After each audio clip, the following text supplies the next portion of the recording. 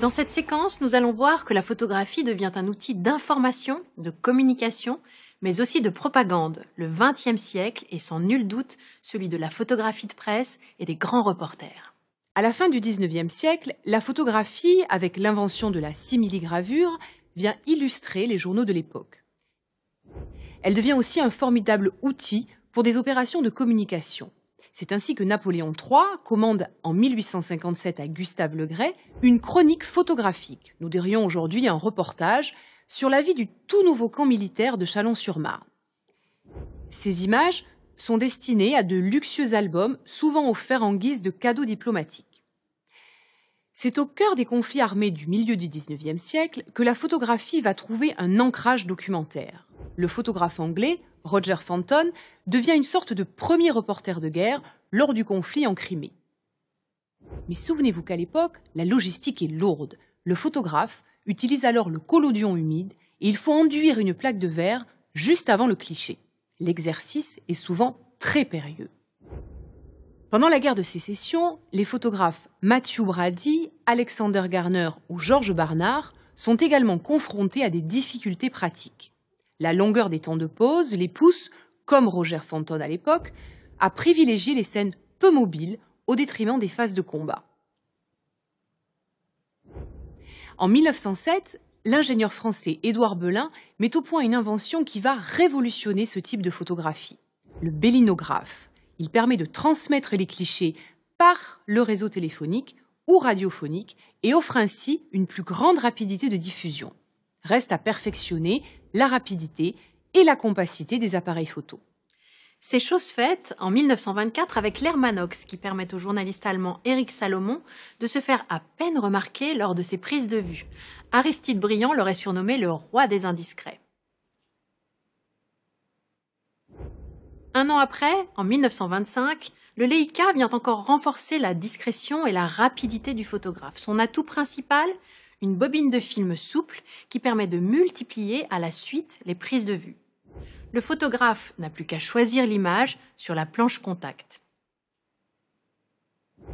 Dans l'entre-deux-guerres, le photojournalisme est au cœur de l'information. Des magazines de presse comme Life, Vue, Regards offrent de formidables débouchés à une nouvelle génération de photographes. Cette photographie de presse se structure alors autour d'agences. La plus célèbre, l'agence Magnum, est créée en 1947 par, entre autres, Robert Capa et Henri Cartier-Bresson. Jusqu'à la guerre du Vietnam, le mythe du reporter de guerre s'est construit sur 3 idées fortes: l'engagement du photographe, sa détermination à témoigner et son intégrité scrupuleuse. « Si vos photos ne sont pas assez bonnes, c'est que vous n'êtes pas assez prêt », disait Robert Capa. Mais cette éthique de la photographie est bientôt bousculée par l'apparition de la télévision qui signe la fin de l'âge d'or du reportage photo publié dans la presse. Les reportages sont en effet onéreux, dangereux pour la vie des photographes et finalement de plus en plus en retard par rapport à l'immédiateté de la télévision. Pourtant, certaines photographies chocs restent imprimées plus que les séquences filmées dans la mémoire collective. La chute du mur de Berlin en 1989, suivie de l'effondrement du bloc soviétique, plonge le monde occidental dans une nouvelle période d'incertitude. Parallèlement, les années 90 sont émaillées de terribles conflits. Yougoslavie, Rwanda, guerre du Golfe.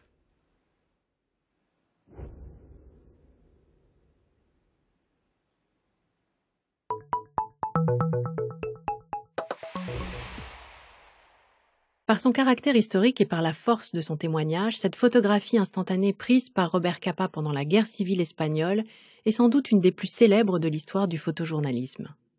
L'homme qui y est représenté est un membre des forces républicaines qui luttent contre les troupes franquistes.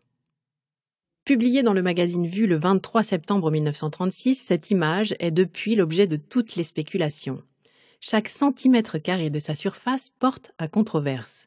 Tout d'abord, le lieu de l'action, initialement fixé à Cerro Muriano, s'est déplacé à Espejo, autre village de la région de Cordoue.